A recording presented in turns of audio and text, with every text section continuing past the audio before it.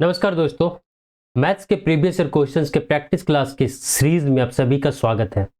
इस क्लास में हम दिनांक 12 सितंबर 2024 को कंडक्ट हुए एसएससी सीजीएल टीयर 1 के शिफ्ट 1 के क्वेश्चंस को देखेंगे। तो आइए क्लास की शुरुआत करते हैं। फर्स्ट क्वेश्चन, एक नंबर दिया गया है जो 8 और 5 दोनों से डिविजिबल है और हमसे पूछा गया है कि स्टार और डॉलर साइन की जगह कौन से डिजिट आने चाहिए। 5 से डिवाइड होने का क्या नियम है कि अंत में 0 या 5 होना चाहिए और 8 का अंतिम 10 डिजिट जो है 8 से पूरी तरह डिवाइड होना चाहिए। अंतिम 3 डिजिट क्या है? 4 स्टार और डॉलर की जगह में अब क्या होगा? 0 या 5। 8 की टेबल को अगर हम ध्यान से देखें तो लास्ट में क्या क्या आ सकता है? 8 आ सकता है, 6 आ सकता है, 8 दूनी के 16 होता है, 8 3 के 24 का 4, 8 चौके 32 के 2, 8 5 40 का 0 और फिर यही रिपीट होगा। इसका मतलब हुआ कि 5 तो नहीं आ सकता, तो हमारा जो आंसर होगा वो लास्ट में क्या होगा? 0 ही होगा, यानी कि बी और सी आंसर हो सकते हैं। अब 4 स्टार 0 आ चुका है। 4 की जगह पे कौन सा नंबर रखा जाए कि वो पूरी तरह 8 से डिविजिबल हो? तो हम सिर्फ 2 और 4 को चेक करेंगे। अगर 2 यहां रखते हैं तो क्या हो जाएगा? 42। 8 से डिवाइड कर देंगे तो 40 आएगा, 2 बचेगा, 20 होगा जो कि 8 से डिविजिबल नहीं है। अब 4 रख के चेक करते हैं तो 40 होगा, 8 5 40 आएगा, 4 बचेगा, फिर 40 होगा, 8 5 40, तो पूरी तरह डिविजिबल हो गया। इस तरह option C is right answer. Next question, question number 2। एक दुकानदार ने एक चीज की दाम 5,000 रुपए रखा। दुकानदार 20%, 15% और 10% का डिस्काउंट देता है, सक्सेसिव डिस्काउंट देता है। तो उस चीज का सेलिंग प्राइस क्या होगा? जो भी चीज दुकानदार बेच रहा है उसका सेलिंग प्राइस क्या होगा? मार्क प्राइस कितना है? 5,000 रुपीज। अब इस पे वो डिस्काउंट दे रहा है। पहला डिस्काउंट कितने का है? 20% का। तो कितना वो पे कर रहा है? 80%, यानी कि 8/10 गुना 15% का डिस्काउंट है दूसरा, कितना वो पे कर रहा होगा? 17/20 गुने, फिर 10% का डिस्काउंट है तो कितना पे कर रहा है? 9/10।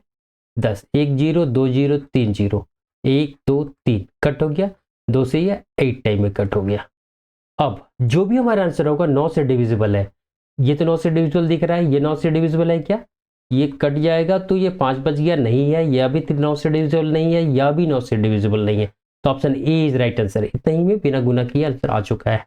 फिर भी गुना करके देखते हैं।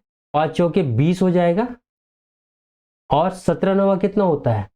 153। 153 गुने 2 कितना होता है? 306 और एक 0। तो option A is right answer. Next question, question number 3। एक त्रिभुज के 3 कोनों का माप 17:13:15 है। ये अनुपात में है। इन तीनों कोनों में से सबसे बड़े और सबसे छोटे कोण का धनात्मक अंतर, सबसे बड़ा कौन है? 17 यूनिट का, और सबसे छोटा कौन है? 13 यूनिट का। इसका धनात्मक अंतर यानी कि 4 यूनिट का मान हमको निकालना है, पूछा गया है। 17 + 13 30 हो गया, 30 और 15 45। 45 यूनिट का मान कितना हो जाएगा? त्रिभुज के तीनों कोनों का योग 180 डिग्री से कट हो जाएगा, 4 आ गया। तो 4 यूनिट का मान क्या हो जाएगा? 4 × 4 = 16 degree is right answer. Next question, question number 4। एक तय रकम साधारण ब्याज की एक तय दर पर इन्वेस्ट करने पर 14 साल में 7 गुना हो जाता है। उसी दर से इसे अपनी 18 गुना होने में कितना समय लगेगा? क्या पूछा गया है। फर्स्ट केस में क्या दिया हुआ है? 7 गुना हो जा रहा है, यानी कि अमाउंट कितना हो जा रहा है? 7 टाइम्स हो जा रहा है। प्रिंसिपल अमाउंट क्या हो जाएगा? 1 टाइम, यानी कि 1 मान लेते हैं, 1 यूनिट। तो अमाउंट कितना हो गया? 7 यूनिट। टाइम कितना है? 14 साल का है, 14 ईयर्स। तो रेट कितना हो जाएगा? रेट इक्वल टू क्या होता है? SI × 100 बाई P × T होता है। SI यहाँ कितना हो जाएगा? Amount minus P, 7 - 1 = 6 × 100। P तो 1 है तो छोड़ देते हैं, T कितना है? 14। तो इतना परसेंट। ये क्या हुआ? रेट। अब सेकंड केस को देखते हैं। 18 गुना, इस बार अमाउंट कितना हो गया? 18 यूनिट, और प्रिंसिपल अमाउंट तो उतना ही रहेगा, मूलधन उतना ही रहेगा, 1 यूनिट। टाइम कितना हो जा रहा है? तो यही हमें निकालना है। R तो पता है, तो यहाँ से T इक्वल टू क्या हो जाएगा, SI इंटू 100। SI कितना, 18 माइनस 1 इक्वल टू 17 इंटू 100, और बटे P आएगा तो 1 यूनिट है, छोड़ देते हैं इसको। R कितना है, इतना आया है, तो इसको लिखते हैं 6 इंटू 100, नीचे जो 14 है ऊपर चला जाएगा 14, 100 से 100 कट गया, 2 से 3 टाइम में, 2 से 7 टाइम में। 17 गुने 7 कितना होता है, 119 बटे 3, डिवाइड कीजिए 3 टाइम में, 9 आएगा, 2 और 9 29, 7 9 टाइम में 27, 2 बचा 20 हो जाएगा, पॉइंट देंगे तो 6 टाइम में 18, फिर 2 बचेगा, फिर 6 6 बढ़ते जाएगा तो 6 7। Option D is right answer. Next question, question number 5। एक त्रिभुज है PQR, त्रिभुज PQR है, इसमें S भुजा QR में कोई बिंदु है जहां क्या दिया हुआ है कि PS लंब है, परपेंडिकुलर है QR में, यानी कि P से एक परपेंडिकुलर यहां ड्रॉ करेंगे तो ये S बन रहा है। और हमसे पूछा गया है कि जो ऑप्शन यहां दिए गए हैं वो कौन सा ऑप्शन जो है सेटिस्फाई कर रहा है, सही है इस कंडीशन के अनुसार। तो यहां पर राइट एंगल ट्रायंगल बन रहा है PQS में, triangle right angle triangle PSQ में।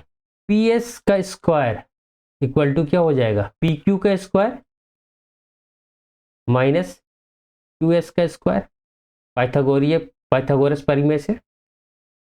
अब राइट एंगल ट्रायंगल PSR में, PSR में PS स्क्वायर इक्वल टू क्या हो जाएगा, PR square hypotenuse minus base SR square. ये इक्वेशन 1, इक्वेशन 2, इन दोनों इक्वेशन से क्या हो जाएगा, इक्वेशन 1 और 2 से, दोनों में LHS में क्या है, PS स्क्वायर, तो RHS इक्वल हो जाएगा, तो PR square minus SR square is equal to PQ square minus QS square. Option में देखते हैं तो एक कोई भी माइनस में नहीं है, तो इस माइनस को हटाते हैं पहले हम। PR स्क्वायर इधर जो माइनस में है इधर ले आएंगे तो क्या हो जाएगा, plus QS square is equal to PQ square, और SR को इधर ले जाएंगे तो प्लस SR स्क्वायर। अब ऑप्शन से चेक करते हैं तो PR square plus QS square यहां पर है, और PQ square plus SR square भी यहां पर है। इस तरह option D is right answer. Next question, question number 6। M और N एक गोल ट्रैक पर चलते हैं, ये सुबह 5 बजे से एक ही जगह से उल्टी दिशाओं में चलना शुरू करते हैं। M और N क्रमशः 5 चक्कर प्रति घंटा और 2 चक्कर प्रति घंटा के स्पीड से चलते हैं। एक ही दिन में 6:30 बजे से पहले वे कितनी बार एक दूसरे से पार करेंगे। इस क्वेश्चन को मैं 2 तरीके से बतला रहा हूं। फर्स्ट तरीका, दोनों तरीका को लिए देख लीजिए, ये सर्कल है, ठीक है, यहां से M इधर चल रहा है तो N क्या चल हो रहा है, इसी पॉइंट से इधर चल रहा है। क्वेश्चन के अनुसार M का स्पीड क्या है, 5 राउंड पर आवर, और N का 2 राउंड पर आवर। दोनों का अगर हम रिलेटिव स्पीड ले लें तो क्या होगा, 5 + 2 7 राउंड पर आवर। हमसे क्या पूछा है क्वेश्चन में कि 6:30 बजे तक, यानी कि 6:30 बजे से पहले, यानी कि 6:30 बजे तक 5 से 6:30 यानी कि 1.5 घंटा, यानी कि 3/2 आवर्स में वो कितनी बार मिलेंगे। तो इस स्पीड से 3/2 आवर में ये दोनों कितने दूरी चलेंगे, कितने राउंड चलेंगे, इंटू 7 इक्वल टू 7 या 21 बटे 2, 10.5। 0.5 का कोई मतलब नहीं है, 10। पूरी तरह पूरा राउंड कितना चल रहा है, 10 बार।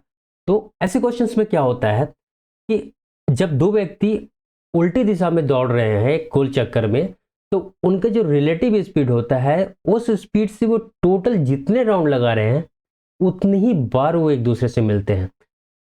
यहाँ कितने राउंड लगा रहे हैं पूरी तरह, तो 10, तो वो 10 बार एक दूसरे से मिलेंगे। इस तरह ऑप्शन सी जो है राइट आंसर होगा।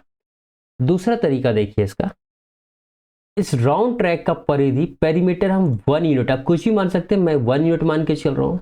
तो M का स्पीड क्या है, 5 राउंड पर आवर, यानी कि 1 घंटे में 5 राउंड चलता है, तो 1 घंटे में यह कितना दूरी तय करेगा? 5 यूनिट। एक राउंड में 1 यूनिट, तो 5 राउंड में 5 यूनिट। इसी तरह एन क्या करेगा? 2 यूनिट चलेगा। यानी कि हम कह सकते हैं कि एम का जो स्पीड है 5 यूनिट पर आवर और एन का 2 यूनिट पर आवर। दोनों का रिलेटिव स्पीड क्या हो जाएगा?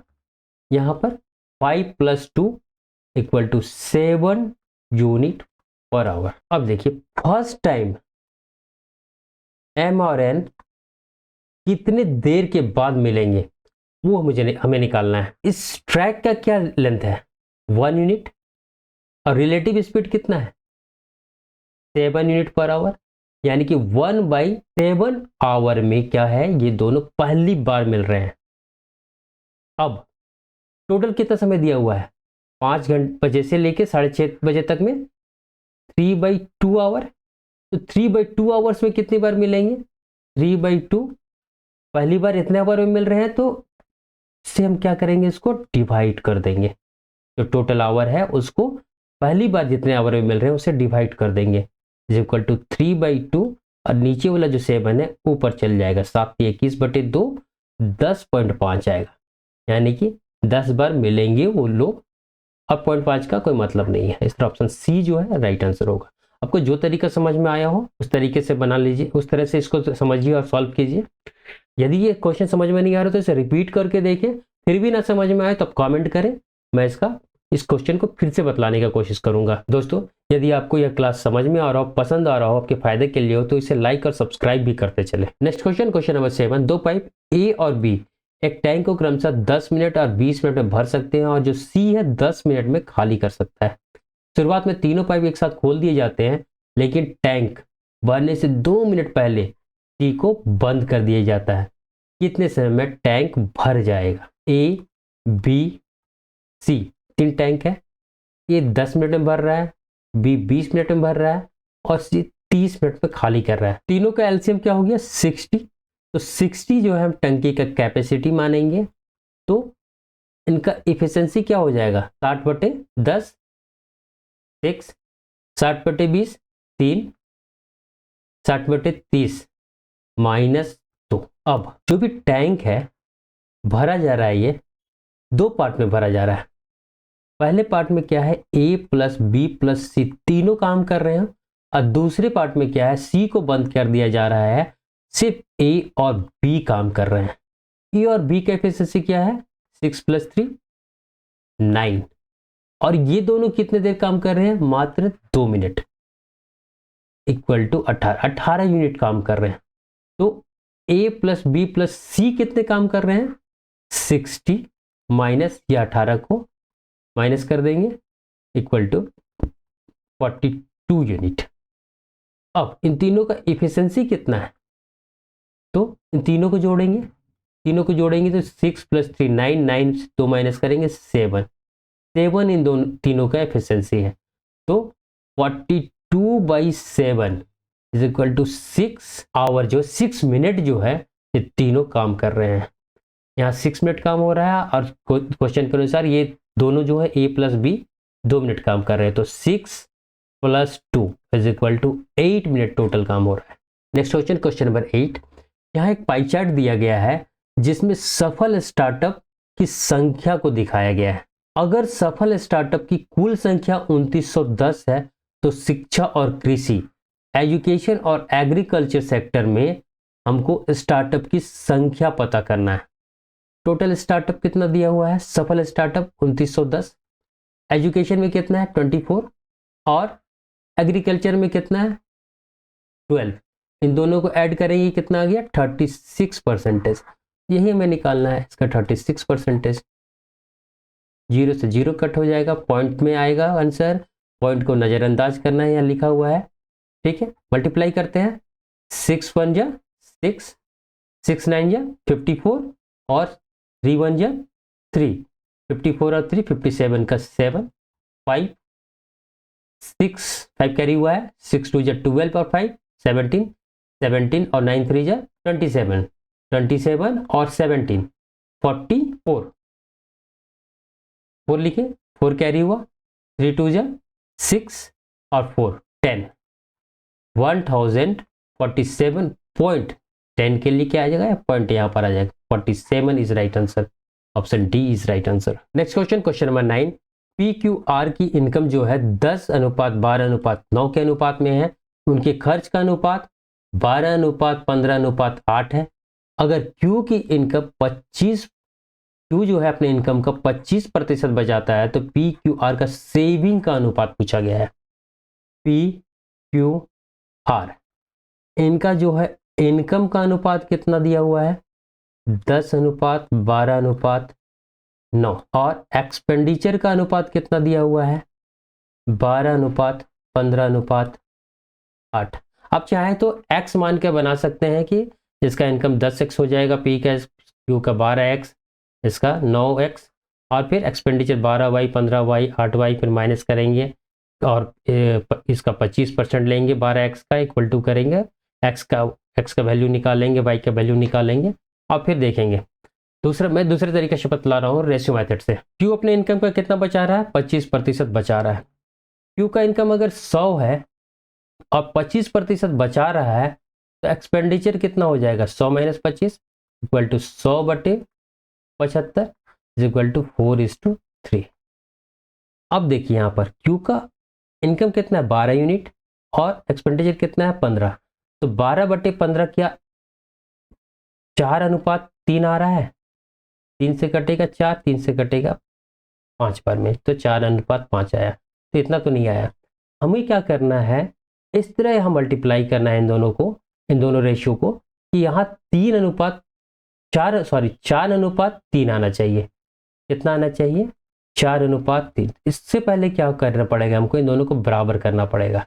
यहाँ 15 है, यहाँ 12 है, 60, इन दोनों कैल्शियम होगा। 60 करने के लिए यहाँ 5 से मल्टीप्लाई करना पड़ेगा और यहाँ पर 4 से, तो यहाँ 15 चौके 60 हो जाएगा और यहाँ 12 5 60। सिर्फ हम क्यू के इनकम को ध्यान दे रहे हैं। और हमें एक रेशियो क्या चाहिए, 4:3। तो 4 इंटू, यहाँ 4 इंटू किए और यहाँ 3 इंटू किए। अब जब मल्टीप्लाई करेंगे तो इन दोनों का अनुपात क्या आ जाएगा, 4:3। यहाँ 4 से 4 कट गया। अब देखिए 5 गुने 12 60 आएगा यहाँ, और यहाँ पर 15 दिया 45, 15 से ये कटेगा 4 बार में, 15 से ये कटेगा 3 बार में, तो 4:3 आ चुका है, जो कि यहाँ पर जो क्वेश्चन में दिया है उसके अनुसार सेटिस्फाई करेगा। हम सभी को गुना करेंगे, यहाँ पर 5 से गुना करेंगे 50 आएगा, 5 से गुना करेंगे यहाँ 45 आएगा, और यहाँ पर 3 से गुना करेंगे तो यहाँ 36 आएगा। यहाँ तो गुना हो चुका है, 8 3 की 24। अब केवल माइनस करना है हमको, हमारा आंसर आ चुका होगा। 50 में 36 माइनस करेंगे 14, यहाँ माइनस करेंगे 15, यहाँ माइनस करेंगे 45 में 24 तो 21। 14:15:21, जो कि ऑप्शन डी में दिया हुआ है। Next question, question number 10, T का यहाँ एक मान दिया गया है 2/5 और एक्सप्रेशन दिया हुआ है, इसका मान हमसे पूछा गया है। एग्जाम में जब हम इस क्वेश्चन को इस वैल्यू को पुट करके बनाना शुरू करेंगे तो बहुत ज़्यादा समय लगेगा, और एग्जामिनर आपका समय बर्बाद करने के लिए नहीं दिया है, आपको थिंकिंग के टैलेंट को चेक कर रहा है। इसका मतलब ये हुआ कि कहीं ना कहीं इस क्वेश्चन में कुछ ना कुछ ट्रिक है।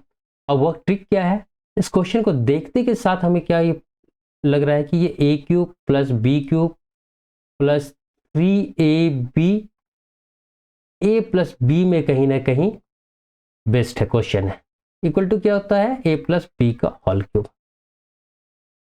यहाँ a इक्वल टू कितना होगा 3, और b इक्वल टू क्या होगा 3/5। जब हम इस एक्सप्रेशन से इसको कंपेयर करते हैं तो यहां तक तो सेटिस्फाई होते हुए दिखता है, लेकिन यह नहीं दिख रहा है।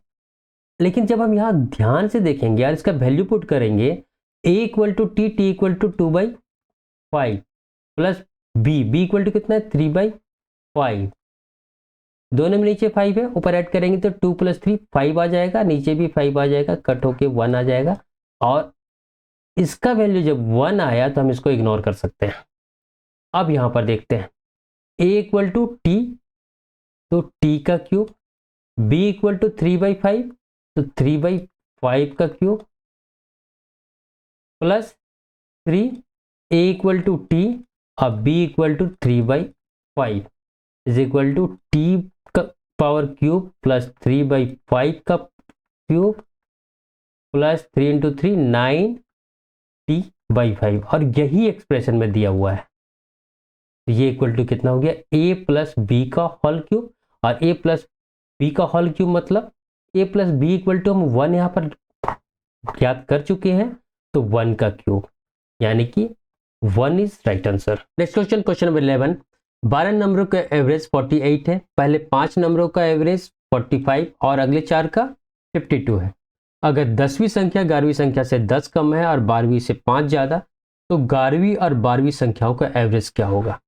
क्वेश्चन में क्या दिया है कि 12 नंबरों का एवरेज कितना है 48, पहले 5 का 45, इसके बाद वाले 4 संख्याओं का एवरेज 52 और 10th नंबर 11th नंबर और 12th नंबर में कुछ रेशियो दिया है। हमको 11th और 12th का रेशियो पूछा गया है हमसे, तो x मान लेते हैं हम 11th को। अब देखते हैं क्या कंडीशंस दिया है। अगर 10वीं संख्या 11वीं से 10 कम है, 10वीं संख्या जो है 11वीं से 10 कम है तो 10 माइनस कर दिए। और 10वीं संख्या ही क्या है 12वीं संख्या से 5 ज्यादा है, इससे 5 ज्यादा है यानी कि 12वीं संख्या इससे भी 5 कम होगा तो x माइनस 10 में -5 करेंगे तो 15। अब क्वेश्चन के कंडीशंस के अनुसार जो 12 गुने 48 सभी संख्याओं का जो योग है वो बराबर हो जाएगा 5 इंटू 45 प्लस 4 इंटू 42 प्लस इन तीनों संख्याओं का योग x 3x और -10 और -15 क्या हो जाएगा -25। इन दोनों को गुना करेंगे तो 12 8 96 का 6 हो जाएगा, 9 कैरी होगा, 12 चौके 48 और 9 57 इज इक्वल टू 45 गुने 5 कितना होता है तो 40 गुने 5 200 और 5 गुने 5 25 225 प्लस 50 गुने 4 200 और 4 दूनी 8 208 प्लस 3x माइनस 25। इन दोनों को जोड़ेंगे तो 5 और 8 13 के 3, एक कैरी होगा, 2 और 1 3 आएगा, 2 और 2 4 आएगा प्लस 3x माइनस 25।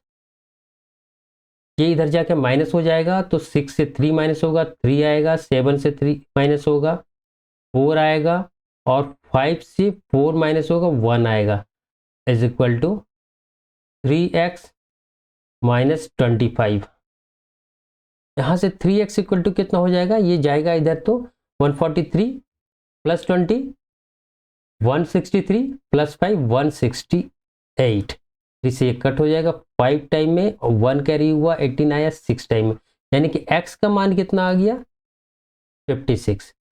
तो 12th नंबर 11th और 12th नंबर हमें चाहिए था, इससे 15 माइनस करेंगे तो कितना आ जाएगा 41। इन दोनों का एवरेज 56 प्लस 41/2, 6 और 1 7 और 4 और 5 9 97/2 यानी कि 48.5 right answer. Next question, question number 12। यहाँ एक टेबल दिया गया है जिसमें क्या है कि 100 स्टूडेंट का क्लासिफिकेशन दिया हुआ है, इसमें मैथ्स और इंग्लिश में मिले नंबरों का। क्वेश्चन में क्या पूछा गया है कि मैथ्स में हायर स्टडीज करने के लिए मैथ्स में कम से कम 40% मार्क्स जरूरी है, तो कितने स्टूडेंट्स मैथ्स में हायर स्टडीज करने के लिए एलिजिबल है। देखिए टोटल मार्क्स कितना है 50, यानी कि आउट ऑफ 50 दिया हुआ है, तो 50 का 40% कितना हो जाएगा 20, यानी कि 20 या इससे ऊपर जो स्टूडेंट ला रहे हो वो एलिजिबल होंगे हायर स्टडीज के लिए। तो 20 एंड अबव यहां पर दिया हुआ है, हमको किससे मतलब है मैथ्स से। मैथ्स के कॉलम पर ये कितना है 65, तो 65 इज राइट आंसर। दोस्तों यदि आपको यह क्लास समझ में आया हो, पसंद आया हो आपके फायदे के लिए, तो इसे अधिक से अधिक लाइक सब्सक्राइब और शेयर करें। Thank you.